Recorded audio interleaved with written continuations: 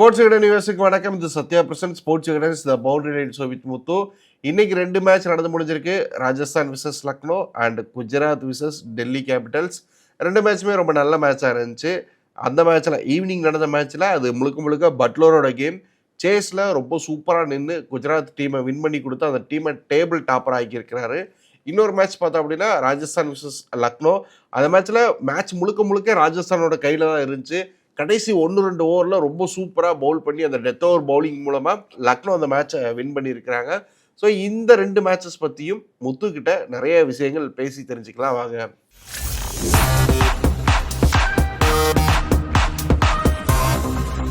வணக்கம் முத்து ப்ரோ. வணக்கம் ஸ்ரீராம். நான் இந்த சீசனில் சிஎஸ்கே தான் எப்படியெல்லாம் தோக்க முடியுமோ அப்படியெல்லாம் தோப்பாங்கன்னு நினச்சேன். ஆனால் அதை பீட் பண்ணுற மாதிரி இன்னொரு டீம் வந்திருக்கிறாங்க. ராஜஸ்தான் ஒரே மாதிரி தோக்குறாங்க. அதான் டிஃபரன்ஸ். அதனாலதான் நீங்க சொன்ன பாயிண்ட்டுக்கு நான் தலையை இப்படி ஆட்டினேன். ராஜஸ்தான் ஒரே மாதிரி தான் தோக்குறாங்க. இன்ஃபேக்ட் சிஎஸ்கேவும் ஒரே மாதிரி தான் தோக்குறாங்க. அது என்ன போன மேட்ச் மாதிரியே தோக்குறாங்க. லாஸ்ட் ஓவருக்கு 9 ரன் தேவை, அடிக்க மாட்டோம், அவுட் ஆகும், போவோம் அப்படின்னு. லாஸ்ட் மேட்ச் சூப்பர் ஓவராச்சு போச்சு. இன்னைக்கு அது கூட இல்ல. அதான் ஸ்ரீராம் ஷாக்கா இருக்கு எனக்கு. என்னதுன்னா நெட் ரன் ரேட்டுக்காக ஆடினாங்க லாஸ்ட்ல. இந்த லாஸ்ட் 3 ஓவர் 24 என்னமோ தான் வேணும். சீக்கிரம் முடிக்கலாண்டான்னு அவங்க 27 வேணும்னு நினைக்கிறேன் லாஸ்ட். அந்த மாதிரி தான் இருந்துச்சு. நெட் ரன் ரேட்ல முடிக்கணும்னு போனாங்க. அங்க கப்பல் கவுந்துச்சு அவங்களுக்கு பாவம். இந்த நெகட்டிவ் பத்தி பேசுறதுக்கு முன்னாடி பாசிட்டிவ் பத்தி பேசிடலாம். ராஜஸ்தானுக்கு அவங்களோட வைபவ் சூரியவன்சி 14 வயசு தான் ஆகுது. இன்னைக்கு டெபியூட் பண்ணியிருந்தாரு. ஃபர்ஸ்ட் பாலை எதிர்பார்க்கவே இல்லை. அப்படி ஒரு சிக்ஸர் பொலேர்னு விட்டாரு.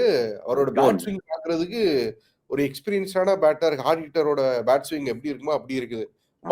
எக்ஸ்ட்ரா டைம் வச்சிருக்காரு. அந்த வெஸ்ட் இண்டியன்ஸ்லாம் ஆடுவாங்கல்ல, அந்த மாதிரி ஒரு பேட் ஸ்விங் வச்சிருக்காரு. ஒரு சின்ன இது வச்சிருக்காரு, ஒரு ஜர்க், ஒரு மூவ்மெண்ட் வச்சிருக்காரு. அங்க இருந்து பேட் வருது, செம பேட் ஃப்ளோ. அப்பா நான் தான் கமெண்ட்ரியில இருந்தேன். அப்போ அப்படியே ஸ்தம்பித்து போய் நின்றேன் நான் அந்த சிக்ஸை பார்க்கும்போது. சர்துல் தாகர் மட்டும் அடிக்கல, இவர் ஆவேஸ் கான் வந்தப்போ ஆவேஸ் கானையும் ஃபர்ஸ்ட் பால் 6. ஆனா கரெக்டா அது ரொம்ப சந்தோஷமா இருந்துச்சு பார்க்கும்போது. பட் போக போக டீம்ஸ் நிறைய ஷார்ட் பால்ஸ் போடுவாங்க ஸ்ரீராம். நான் ஆச்சரியப்பட்டேன். 14 வயசு பையன்லாம் வந்தா யாரா இருந்தாலுமே ஃபர்ஸ்ட் பால் ஷார்ட் பால் தான் ட்ரை பண்ணுவாங்கன்னு நினைச்சேன். தலைவன் நல்லா மேல லென்த் பாலா போட்டு விட்டான். இது பார்க்க ஐபிஎல் என்ன ஆகுது. 14 வயசு பையன் 2011 தான் பிறந்திருக்காரு. இந்த தோனி வேர்ல்டு கப் வின் பண்ணி கொடுத்த வருஷம் தான் பிறந்திருக்காரு. அதுக்குள்ள பேட்டை தூக்கிட்டு ஐபிஎல் வந்துட்டாரு. என்ன புரியல, நமக்கு வயசாகிருச்சா இல்ல அவர் ரொம்ப சீக்கிரம் அவர் ரொம்ப அப்டேட் ஆகி வராரா? ஒண்ணுமே புரிய மாட்டேங்குதே. எப்படி இருக்கு ஐபிஎல்? ஐயோ செம்மையா இருக்கு. அதாவது சஞ்சு சாம்சனுக்கு இன்ஜுரி, இவரு செம்ம ரீப்ளேஸ்மெண்டா வந்தாரு ஸ்ரீராம். நான் பயங்கரமா அப்படியே என்ஜாய் பண்ணிட்டு இருந்தேன் அவரோட பேட்டிங். குழந்தை, சின்ன குழந்தை பாருங்களேன், அவுட் ஆயிட்டு போறப்ப அழுதுட்டு போறாரு. ஆமாங்க, அது மனசாட்சி இல்லாம வரையங்க. சின்ன பையனை போய் ஃபர்ஸ்ட் மேட்ச் ஆட வராரு, அவுட்லாம் ஆக்குறாங்க. என்னங்க நியாயமா இருக்காங்க? இது நல்லா இருக்கே. இது நல்லா இருக்கே. அழுதுகிட்டு போறாரு, ஐயோ பாவம். எல்லாம் லேர்னிங் தானே ஸ்ரீராம், போக போக கத்துப்பாரு. நிறைய வருஷம் அவரை பத்தி பேசுவோம்னு நினைக்கிறேன்.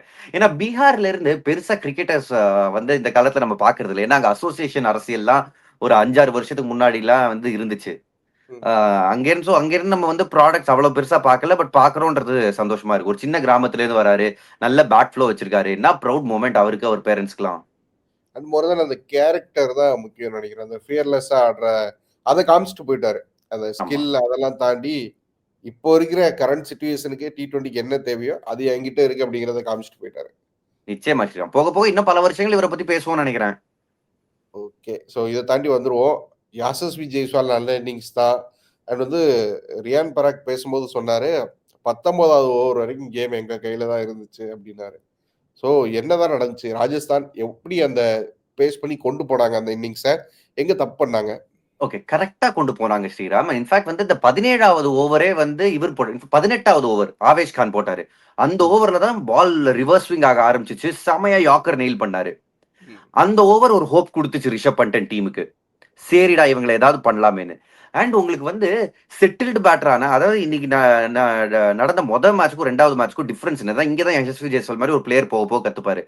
பட்லர் 97 நாட் அவுட், டீம் வெற்றி கோட்டை தாண்டுற வரைக்கும் கிரீஸ்ல இருந்தாரு. அவர் நினைச்சிருந்தா நானும் நெட் ரன் ரேட்டுக்கு ஆடுறேன்னு ஆடி இருக்கலாம், செஞ்சுரிக்கு ஆடுறேன்னு ஆடி இருக்கலாம். அதெல்லாம் பண்ணல. டீம் ஜெயிக்க என்ன வேணுமோ கடைசி வரைக்கும் இருந்து அதை பண்ணார் ஒரு செட்டில்டு பேட்டரா.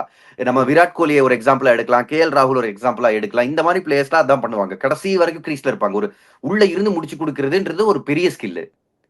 அங்கதான் தவறுனாங்க. யசஸ்வி ஜெய்ஸ்வால் அவுட் ஆனது ஒரு பெரிய மொமெண்ட். ஆவேஷ் கான் பிரில்லியண்டா ஸ்டம்புக்கு போட்டு ஒரு விக்கெட் எடுத்தாரு. ரியான் பராக் விக்கெட்டை தூக்கி கொடுத்தாரு.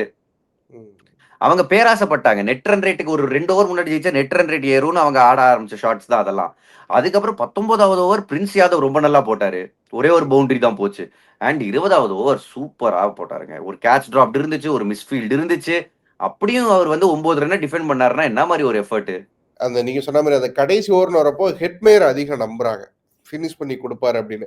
பட் அவரால் ஃபினிஷ் பண்ணி கொடுக்க முடியல மேட்சை. நம்ம லாஸ்ட் மேட்சும் பார்த்தோம், அவுட் ஆனாரு, குரூசியலான டைம்ல அவுட் ஆனாரு அவரை நம்பி இருக்கும்போது. இந்த மேட்ச் அவரை நம்பி இருக்கிற சமயத்தில் அவர் நின்று தான் மேட்சை முடிச்சிருக்க முடியும். பட் அவுட் ஆகிட்டு போனாரு. ஸோ அந்த ஃபினிஷர் ரோல் அப்படிங்கிறது மிஸ் ஆகுறோம். அப்புறம் இன்னொரு பக்கம் பார்த்தோம்னா த்ரூ ஜுரேலுக்கு ஸ்ட்ரைக்கே கிடைக்க மாட்டேங்குது. கரெக்ட். இது எல்லாமே பிரச்சனை. போன மேட்ச் இவங்க 2 பேர் தான் கிரீஸ்ல இருந்தாங்க. அந்த லாஸ்ட் அதுவும் 9 ரன் தான் தேவைப்பட்டுச்சுன்னு நினைக்கிறேன் மிச்சல் ஸ்டார்க்கு. சோ பிரச்சனை வந்து என்னதுன்னா அவங்க ஹெட்மேயர் நீங்க சொன்ன மாதிரி ஹெட்மேயரை ரீடைன் பண்ணிருக்கிறது இதுக்காக தான். 10 பால் ஆடுற ஸ்கில்லுக்காக தான் ஹெட்மேயரை ரீடைன் பண்ணிருக்காங்க. ரிசல்ட் வரல ஸ்ரீராம். அண்ட் பிரச்சனை என்னதுன்னா அவங்க தாண்டியும் அவங்க கிட்ட வேற ஓவர்சீஸ் பேட்டரே இல்ல. வேற யாரையும் ட்ரையும் பண்ணி பார்க்க முடியாதுங்கிறீங்க. யாரையும் ட்ரையும் பண்ண முடியாது. அவங்க அந்த ரிட்டென்ஷன் ஸ்ட்ராட்டஜி தப்பா போச்சு. ஏன்னா ரீடைன் பண்ண எல்லா பிளேயர்ஸும் பேட்டர்ஸ். எல்லா பேட்டர்ஸையும் நீங்க ரீடைன் பண்ணியும் பட்லர் மாதிரி ஒரு பிளேயரை விட்டீங்க. சோ பேட்டரை தான் ரீடைன் பண்ண போறனாலும் கரெக்டான பிளேயர்ஸை பண்ணல. அங்க வந்து ஹெட்மேயரை நம்பி இருக்காங்க, ரொம்ப நம்பி இருக்காங்க, மாட்டிக்கிட்டாங்க.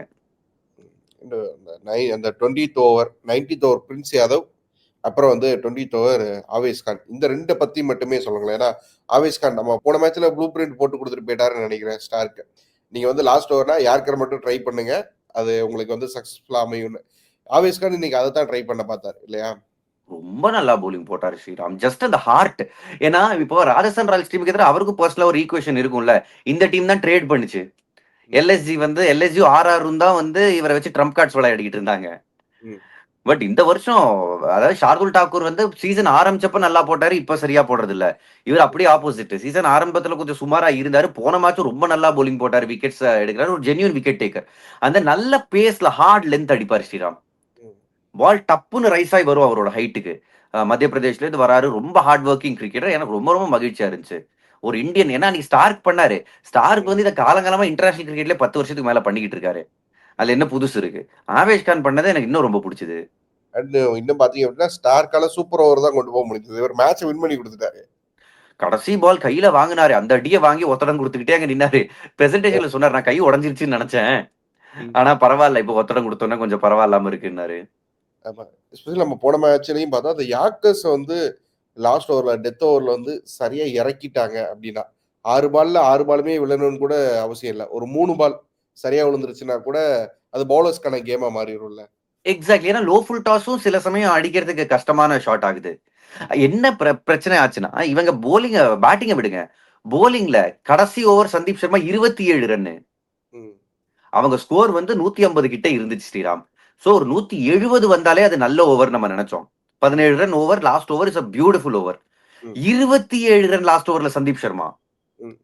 அதை தவிர இன்ஃபேக்ட் அவங்க வந்து லாஸ்டா பவுண்டரியே வரல, ரொம்ப மொக்கையா ஆடிக்கிட்டு இருந்தாங்க லக்னோ. அந்த கடைசி 4 ஓவர்ல ஒரு ஓவர்ல 27 ரன், மீதி 3 ஓவர் சேர்த்தீங்கன்னா எவ்வளவு 22 ரன் தான் வருது. நீங்க பாத்தீங்கன்னா லாஸ்ட் மேட்ச்லயும் அந்த லாஸ்ட் ஓவர் பாத்தீங்கன்னா அந்த அதாவது சூப்பர் ஓவர் போச்சுல, அதுலயும் சந்தீப் சர்மா வந்து ஒரு 11 பால் போட்டிருப்பாரு.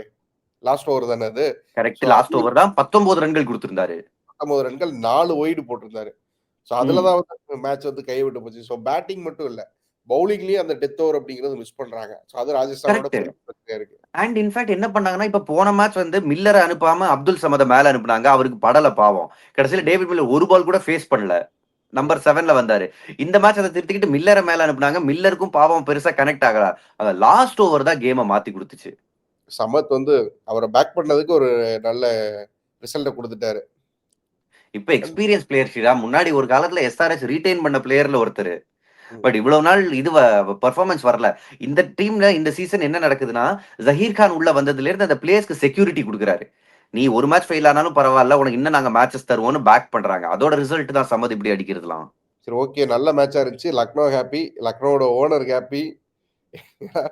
நான் அந்த 20த் ஓவர் வரைக்கும் அவர் மூஞ்ச பார்க்கவே முடியல. உர்ருன்னு உட்கார்ந்திருந்தாரு. பட் ஆவேஸ் கான் வந்து எல்லாத்தையும் மாத்தி குடுத்துட்டாரு.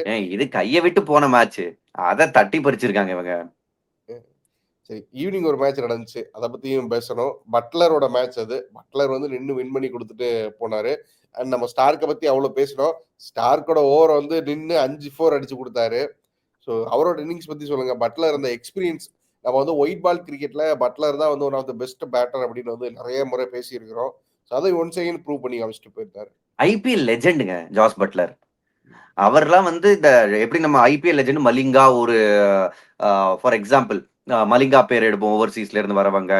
டேவிட் வார்னரோட பேர் எடுப்போம். அந்த லீக்ல வராரு. ஜாஸ் பட்லர் சேசிங்ல மட்டுமே 65 அவரோட ஆவரேஜ் ஐபிஎல்ல. 65 2 செஞ்சுரி அடிச்சிருக்காரு ம். சேசிங்னு வரப்போ.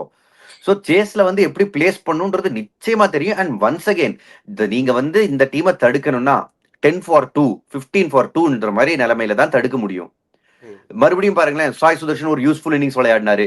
அண்ட் இந்த 3 பேர் கில், சாய் சுதர்ஷன், ஜாஸ் பட்லர் யாராவது ஒருத்தர் கேம் எடுத்துட்டு போவாங்கன்னு சொன்னோம் 14வது ஓவர் வரைக்கும். இன்னைக்கு 20வது ஓவர் வரைக்கும் அவர் எடுத்துட்டு போனாரு. இந்த 3 பேர்ல யாருமே மிஸ் ஆக வாய்ப்பில்ல. யாரோ ஒருத்தர் வந்து பெர்ஃபார்ம் பண்ணிடுறாங்க. ஸோ அதுதான் அந்த டீமோட வந்து பெரிய சக்சஸ் அப்படின்னு நினைக்கிறேன். அண்ட் ஒரு சைடு பார்த்தோன்னா, ஃபர்ஸ்ட் ஹாஃப் முடிஞ்சிருச்சு ஐபிஎல்ல. எல்லா டீம்ஸுமே 7 மேட்ச் ஆடி முடிச்சுட்டாங்க. ஜிடி டேபிள் டாப்பர்ஸ் இப்ப. So correct. அண்ட் ஒரு பலமான டிசிக்கு எதிராக வந்திருக்கு. ஸோ டிசி இது வரைக்கும் ஹையா பறந்துகிட்டு இருந்தாங்க. ஒரே ஒரு தோல்வி தான் அவங்களுக்கு. இது அவங்களுக்கும் ஒரு வேக்கப் கால் தான். விக்கெட்ஸ் எப்படி எடுக்கணும்ன்றத திரும்ப யோசிக்கணும். அண்ட் குஜராத் கொஞ்சம் பவுலிங்ல வந்து கொஞ்சம் ஆன் அண்ட் ஆஃபா தான் இருந்தாங்க. கொஞ்சம் பவுலிங் ரொட்டேஷன்ஸ் கொஞ்சம் பிரச்சனையா இருந்த மாதிரி இருந்துச்சு. பட் இருந்தாலும் அதை சமாளிச்சிட்டாங்க. பேட்ல சேஸ்ல கம்ஃபர்டபுளா பண்ணி.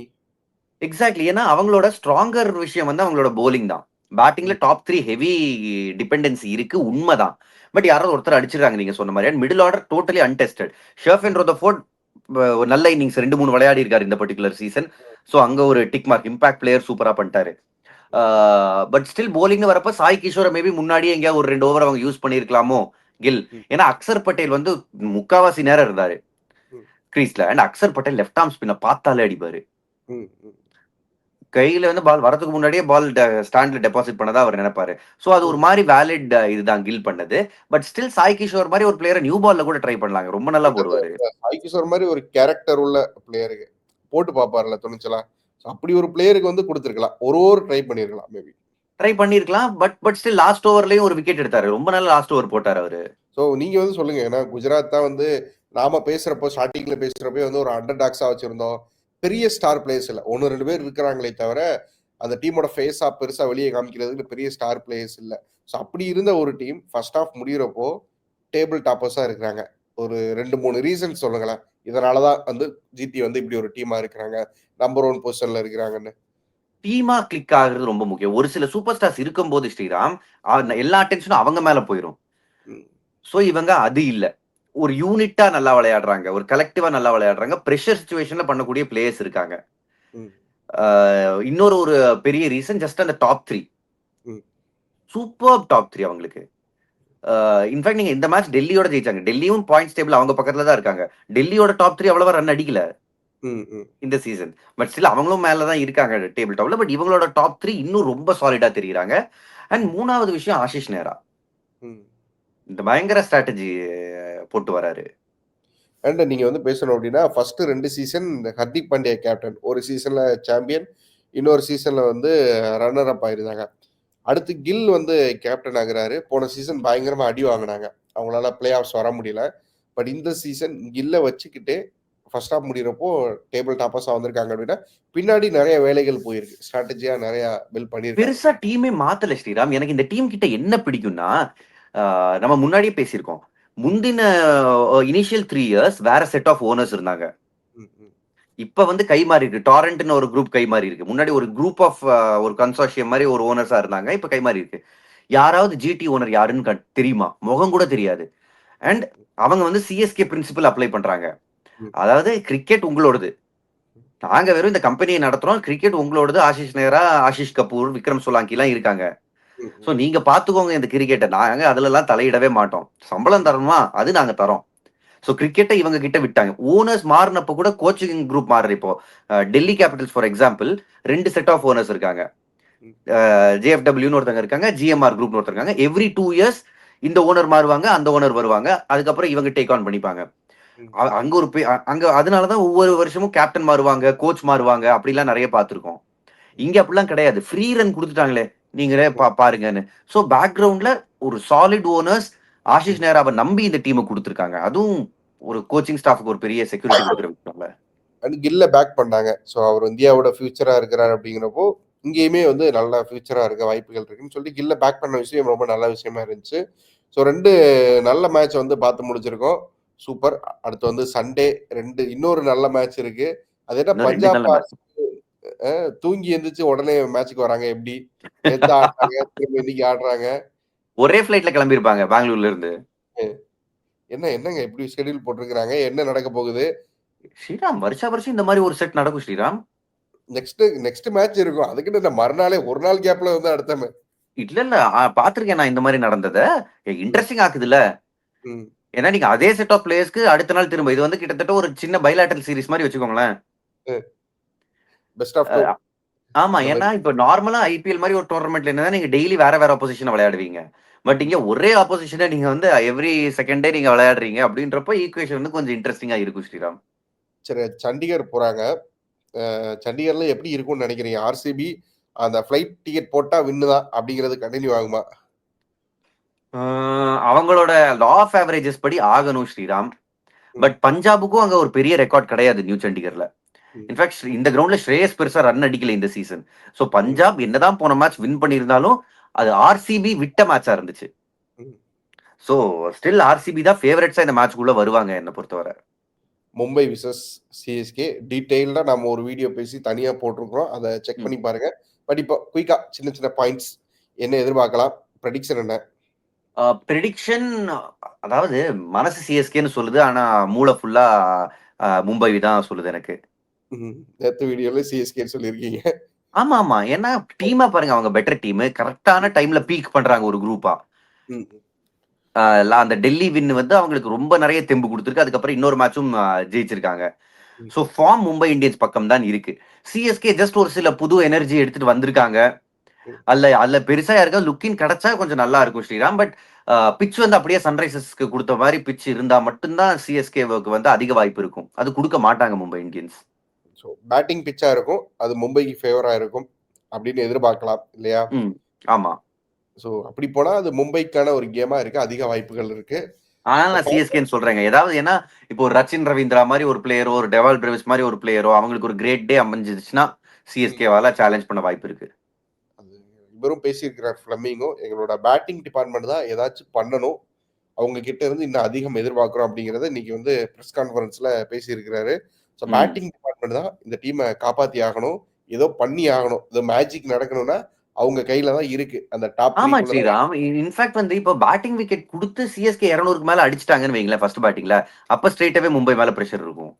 ஸ்ட்ரெயிட்டாவே மும்பை மேல பிரஷர் இருக்கும். அத தாண்டி சிஎஸ்கேக்கு அது பெரிய பாசிட்டிவிட்டியா இருக்கும். ஏன்னா இந்த சீசன்ல அவ்வளவு தடுமாற்றம். ம். 160க்கே அவ்வளவு தடுமாற வேண்டியதா இருக்கிறப்போ, பெரிய பாசிட்டிவிட்டியா இருக்கும். பார்க்கலாம் என்ன நடக்குன்னு. Thank you so much bro. Thank you so thank you much. Sriram. Thank you. Good night. Good night. நாளைக்கு சந்திப்போம்.